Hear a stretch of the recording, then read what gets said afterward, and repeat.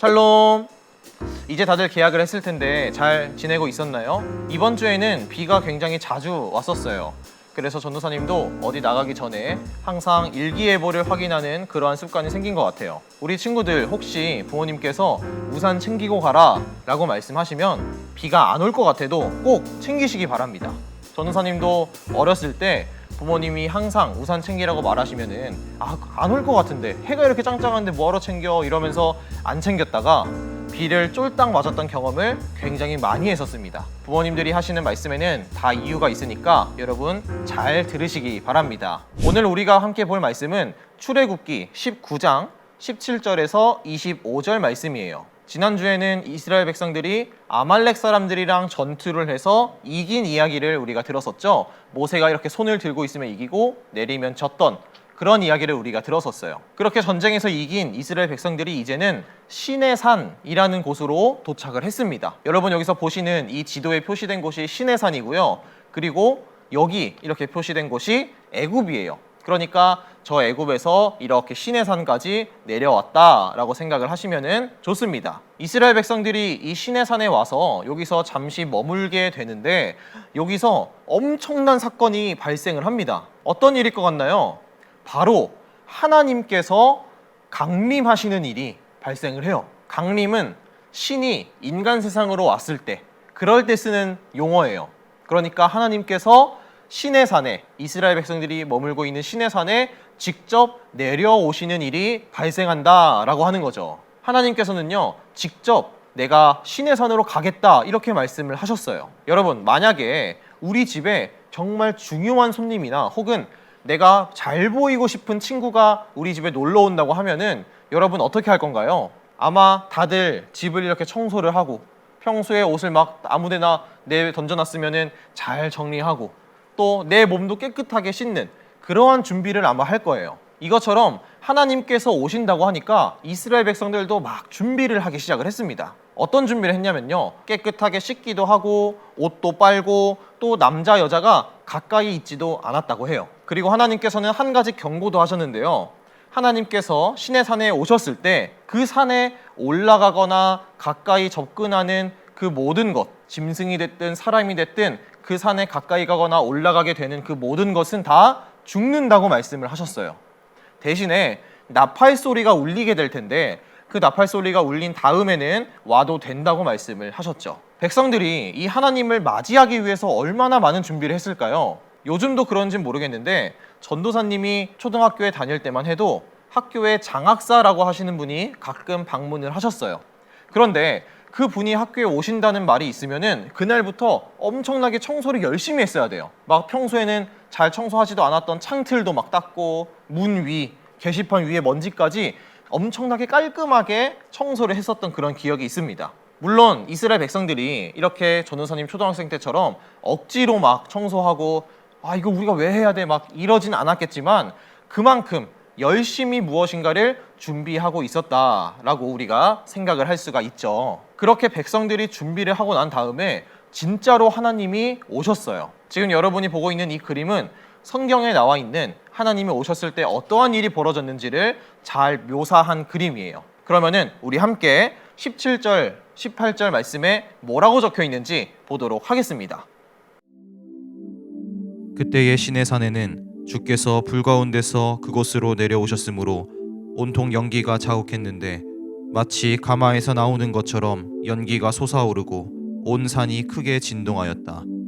나팔 소리가 점점 더 크게 울려 퍼지는 가운데 모세가 하나님께 말씀을 아뢰니 하나님이 음성으로 그에게 대답하셨다. 물론 우리가 직접 그 현상을 보진 않았지만 그림으로 그리고 성경에 적혀 있는 것을 봤을 때 뭔가 엄청난 일이 벌어졌다는 것은 알 수가 있을 거예요. 그런데 하나님께서 오셨다라는 것도 굉장히 놀랍고 중요한 일이지만 더 중요한 것이 있습니다. 그것은 하나님께서 왜 오셨는지 그리고 오셔서 무엇을 하셨는지를 아는 것이 더 중요해요. 하나님께서는 왜 오셨고 또 오셔서 무엇을 하셨을까요? 여러분, 십계명이라고 혹시 알고 있나요? 아마 많이 들어봤을 텐데 십계명은 말 그대로 10가지의 계명이라는 거예요. 계명은 반드시 지켜야 하는 것, 그러니까 법과 같다고 생각을 하면 쉬울 것 같아요. 하나님께서는요 시내 산에 내려오셔서 이 십계명 그리고 이스라엘 백성들이 지키면서 살아가야 할 율법, 그러니까 법이죠. 다시 말해서 십계명과 율법을 주셨어요. 그러니까 하나님께서 시내 산에 오신 이유는, 그리고 오셔서 한 일은 율법과 십계명을 주시기 위해서였다라는 것이죠. 그리고 하나님께서 주신 그 율법의 내용이 출애굽기 20장부터 31장까지에 걸쳐서 굉장히 길게 기록이 되어 있습니다. 여러분 시간 될 때 한번 보시길 바래요. 그런데 여러분 한번 생각해 볼게요. 내가 살면서 지켜야 될 게 많으면은 불편할까요? 편할까요? 여러분 학교에서도 규칙이 있죠. 전도사님 때는 전도사님이 기억으로 이러한 규칙이 있었어요. 학교 중앙 계단으로는 올라가지 말아라. 양쪽에 있는 계단으로만 올라가라. 이런 규칙이 있었고, 또 엘리베이터는 절대 이용하지 말아라. 이러한 규칙도 있었던 것 같아요. 지금은 또 어떤 규칙이 있는지 모르겠지만 만약에 학교에 규칙들이 막 몇백 개가 있다고 생각을 해보면 여러분 학교 다닐 때 불편할까요? 편할까요? 아마 굉장히 불편할 거예요. 그런데 이 하나님께서는 왜 이렇게 불편할 것만 같은 규칙들, 율법들을 왜 이스라엘 백성들에게 주신 걸까요? 첫 번째 이유는요, 이스라엘이 하나님의 나라이기 때문이에요. 여러분, 전 세계 어느 나라를 가도 법이 없는 나라는 아마 하나도 없을 거예요. 그런데 만약에 우리나라에 법이라는 게 사라졌다고 생각을 해봅시다. 어떻게 될까요? 전도사님 생각으로는 아마 밖에 나가면 모든 사람들이 다 싸우고 있을 것 같아요. 왜?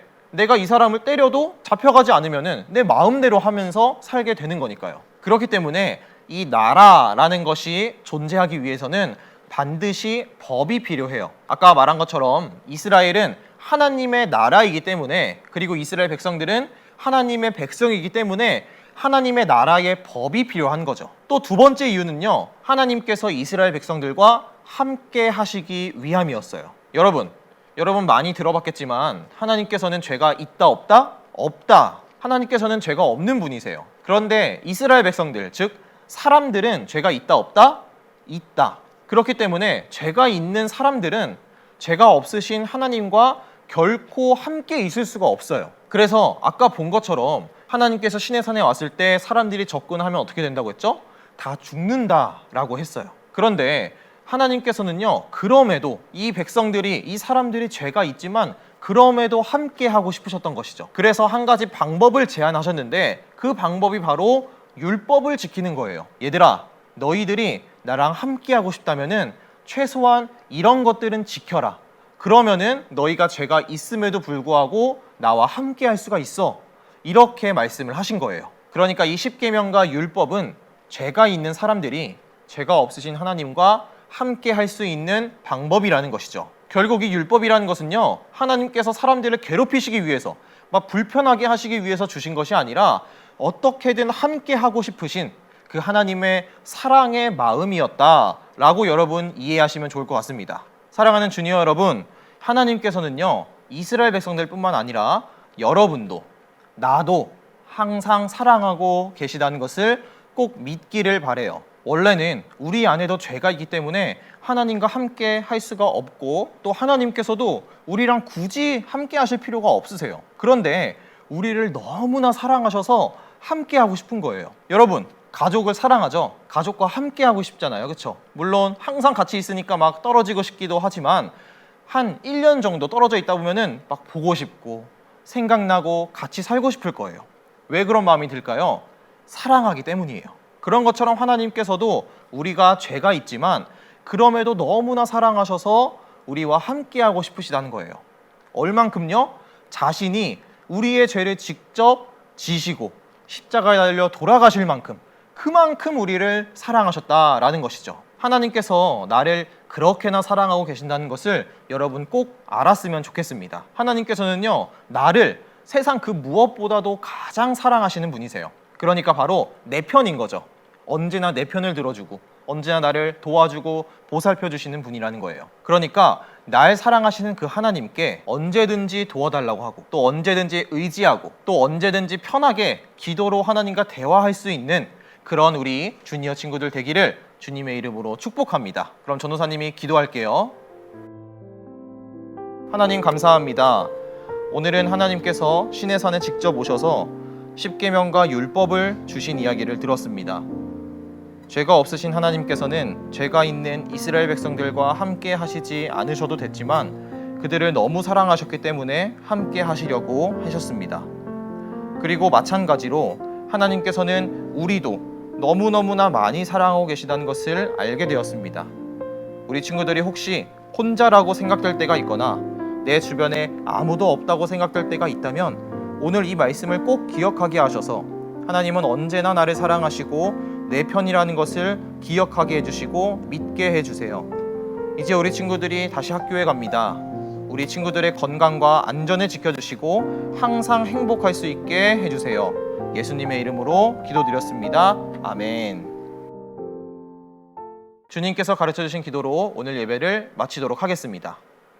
하늘에 계신 우리 아버지여, 이름이 거룩히 여김을 받으시오며 나라가 임하시오며 뜻이 하늘에서 이루어진 것 같이 땅에서도 이루어지이다. 오늘 우리에게 일용할 양식을 주시옵고 우리가 우리에게 죄 지은 자를 사하여 준 것 같이 우리 죄를 사하여 주시옵고 우리를 시험에 들게 하지 마시옵고 다만 악에서 구하시옵소서. 나라와 권세와 영광이 아버지께 영원히 있사옵나이다. 아멘.